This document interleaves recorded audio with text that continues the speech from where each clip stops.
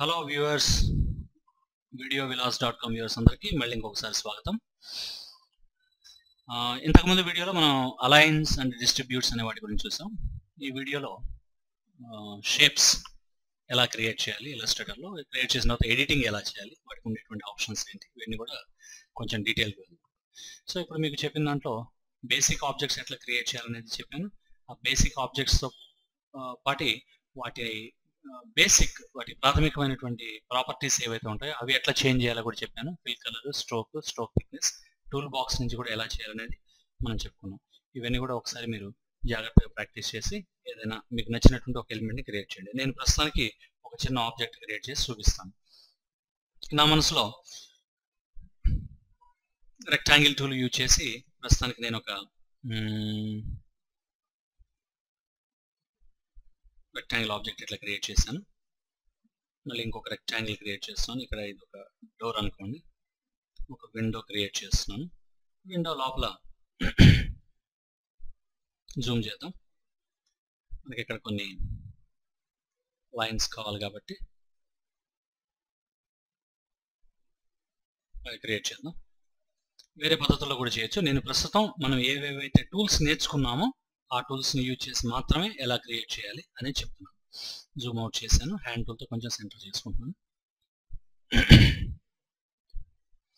Rounded rectangle, for example మీరు ఏదైనా slab లాంటిది వేయాలనుకున్నప్పుడు రౌండెడ్ రెక్టాంగిల్ అనేది పనికి వస్తుంది. లేదా మనకి నార్మల్ హౌస్ లాంటిది ఏదైనా సరే, ఒక హట్ షేప్ కానీ, లేదా చిన్నప్పుడు మీరు డ్రాయింగ్ అంతా చేస్తుంటారు, అట్లాంటివి ఏమైనా చేయాలన్నప్పుడు ట్రయాంగిల్ అనేది యూజ్ అవుతుంది. అది ఏం చేస్తారనేది మీ ఇష్టం. నేను ప్రస్తుతానికి ఒక రౌండెడ్ రెక్టాంగిల్ తీసుకొని టాప్లో ఒక బీమ్ లాగా దాన్ని క్రియేట్ చేశాను. ఇప్పుడు నాకు సేమ్ ఇంకో కాపీ పైన రావాలి. మొత్తాన్ని సెలెక్ట్ చేసుకొని మీకు తెలిసిందే ఆల్ట్ పట్టుకొని డ్రాగ్ చేస్తున్నాను. ఇంకో కాపీ క్రియేట్ అవుతుంది. ఇప్పుడు ఒకసారి మనం హ్యాండ్ టూల్ తీసుకొని, స్పేస్ బార్ అనేది హ్యాండ్ టూల్కి షార్ట్ కట్గా వర్క్ అవుతుంది. సో చేయొచ్చు. దీన్నే ఇంకో కాపీ కూడా తీసుకుంటున్నాం. ఇంకో కాపీ తీసుకోవడం వల్ల అడ్వాంటేజ్ ఏంటంటే దాని సైజ్ గురించి మీరేం పెద్ద వరీ అవ్వాల్సిన అవసరం ఉండదు. సో ఆటోమేటిక్గా సేమ్ సైజ్ ఉంటుంది, సేమ్ థిక్నెస్ అన్నీ బాగుంటాయి కాబట్టి యూనిఫామ్ అన్నీ కూడా ఒక కొలమానంగా ఉంటాయి అనేది నా ఉద్దేశం. థిక్నెస్ మీకు నచ్చినట్టుగా 3 point what ever it is ఎంత కావాలంటే అంత యూజ్ చేయండి. కాకపోతే మనకి ఇక్కడ పైన చిన్న గోడ లాంటిది వాల్ రావాలి కాబట్టి నేను ఇంకొక ఫ్రెష్ రెక్టాంగిల్ తీసుకొని డ్రా చేస్తున్నాను. That's it. ఈ విధంగా డ్రా చేసాం. కంట్రోల్ మైనస్ ఇవ్వడం వల్ల జూమ్ అవుట్, మళ్ళీ మనకి నచ్చినంత జూమ్ ఇన్ చేసుకోవచ్చు. ఇవన్నీ నేను ఎప్పుడైనా సరే స్క్రీన్ ముందుకి వెనక్కి కదులుతుంటే అర్థం చేసుకోండి, నేను Zoom in Zoom out use చేస్తున్నట్టుగా. సో ఇవి కాకుండా ఇంకా రౌండెడ్ రెక్టాంగిల్ ఎలిప్స్ ఎక్కడ యూజ్ అవుతుంది, ఒక డిజైన్ తయారు చేయడం కోసం ఎలిప్స్ అనేది నేను వాడుతున్నాను. టాప్లోకి వెళ్తున్నాం.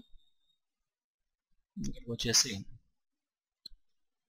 ఎలిప్స్ తీసుకొని ఒక ఎలిప్స్ డ్రా చేయండి. అలాగే ఆల్ట్ పట్టుకొని ఇంకో కాపీ క్రియేట్ చేయండి. సో అదేవిధంగా మనం సెంటర్లో ఇంకొక ఎలిప్స్ తీసుకుందాం.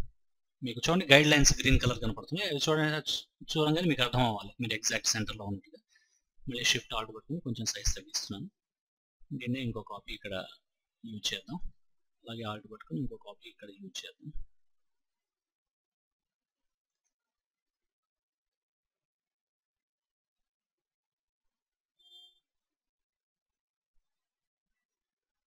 నేను కరెక్ట్ ఈక్వల్ గ్యాప్ కోసం ప్రయత్నం చేస్తున్నాను. ఇటువంటి సిచ్యువేషన్లో మనం ఇంతకుముందు డిస్కస్ చేసిన విధంగా స్మార్ట్ గైడ్స్ కనుక మనకి కరెక్ట్ రిజల్ట్ కనుక ఇవ్వకపోతే అలైన్మెంట్ ప్యాలెట్లోకి వెళ్ళి, ఎందుకంటే ఇది ఆల్రెడీ ఇంతకుముందు క్లాస్లో డిస్కస్ చేసాం కాబట్టి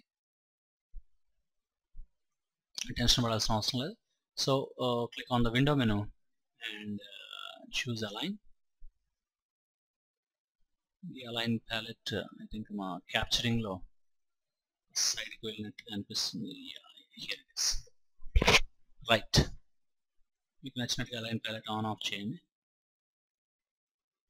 విండో మెనూ అలైన్. సో ఈ అలైన్ ప్యాలెట్లో డిస్ట్రిబ్యూట్ హారిజాంటల్లీ సెంటర్ కనుక క్లిక్ చేశారంటే ఆటోమేటిక్గా అలైన్.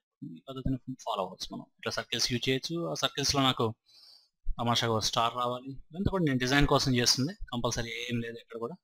మీకు నచ్చిన డిజైన్ మీరు చేసుకోవచ్చు. అంటే నా ఉద్దేశం ఇక్కడ ఎక్సర్సైజులు ఎవరో ఇస్తే చేయాలనుకోవాల్సిన అవసరం లేకుండా దీంట్లో ముఖ్యంగా మీరు ఆలోచించాల్సింది ఏంటంటే మీ ఓన్గా మీరు ఏం చేయగలరో, మీ మనసులో ఏదైనా తోస్తే అది చేయండి. అయితే మీరు నేర్చుకున్న టూల్స్తో మాత్రమే దాన్ని చేయాలి. అంటే ప్రతిదానికి కొన్ని పద్ధతులు ఉంటాయి.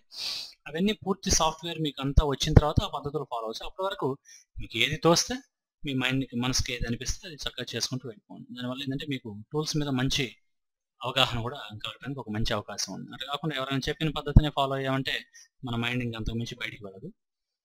కొంచెం జాగ్రత్తగా ఆ విషయాన్ని దృష్టిలో పెట్టుకొని, ఇది ఒక ఎగ్జాంపుల్ మాత్రమే నేను మీకు ఇస్తుంది. Rectangle tool, rounded rectangle, ellipse, polygon, star.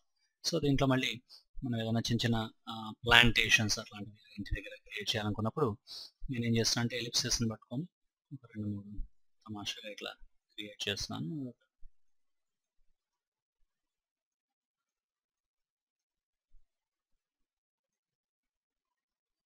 Control minus. Colours అట్లాంటివి ఏం వాడకండి ప్రస్తుతానికి. లేదు కంపల్సరీ వాడాలి సార్, కలర్స్ వాడితే నాకు ఆనందంగా ఉంటుంది అనిపిస్తే అన్నీ సెలెక్ట్ చేసుకొని, సహజంగా ఏ కలర్ ఇవ్వాలో మీకు తెలుసు, గ్రీనరీ కాబట్టి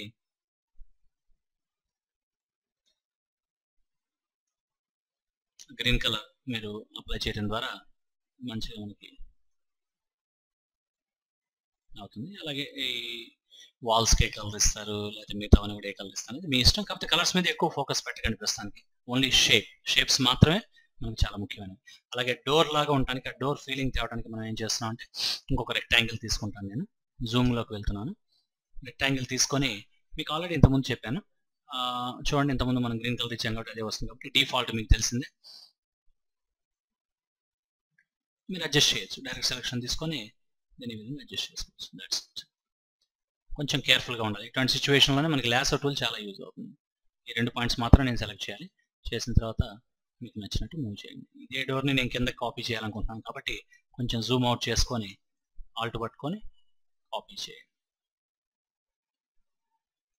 ఫినిష్ అయిపోయింది. ఈ విధంగా మనకు నచ్చినటువంటి ఎలిమెంట్స్ని మనం డ్రా చేసుకుంటూ వెళ్ళచ్చు. ఇది ఇలస్ట్రేటర్లో ఉన్నటువంటి బేసిక్ షేప్స్ ఎలా క్రియేట్ చేయాలి, వాటిని ఎడిట్ ఎలా చేయాలి అనే దానికి సంబంధించిన class. Thank you very much.